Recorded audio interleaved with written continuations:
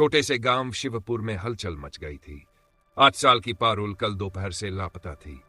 आखिरी बार उसे गांव के किनारे वाले जंगल की ओर जाते हुए देखा गया था। पारुल शरारती थी, मगर इतनी दूर अकेले जाने की हिम्मत उससे किसी ने उम्मीद नहीं की थी।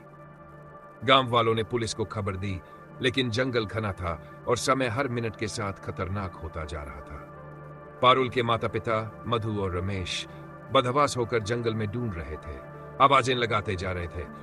पारुल, बेटा कहाँ हो? करीब 2 दिन बीत गए। बारिश शुरू हो चुकी थी।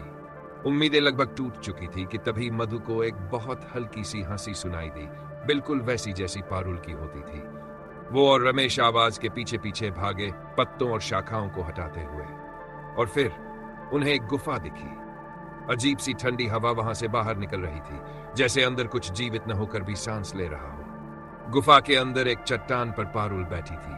बाल बिखरे हुए थे, कपड़े गीले और मिट्टी से सने हुए, मगर उसके चेहरे पर एक चुपचाप मुस्कान थी।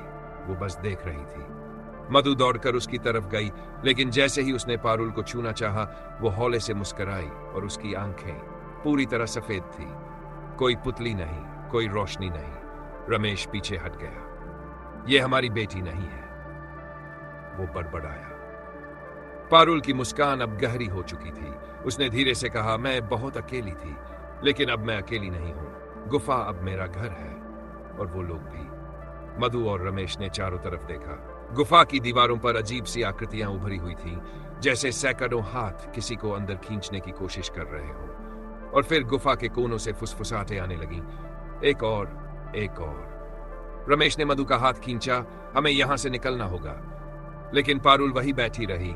अब उसकी आंखों से सफेदी के बजाय हल्की नीली रोशनी निकल रही थी। गांव में लौटकर रमेश और मधु ने सबको बताया, मगर जब वो दोबारा पूरी टीम के साथ गुफा में लौटे, वहां कोई नहीं था। न पारुल, न वो गुफा। बस मिट्टी पर वो चोटी पड़ी थी जो पारुल अपने बालों में बांधा करती थी, और एक गूंजती हुई हंसी जो धीरे धीरे हवाओं में विलीन हो गई।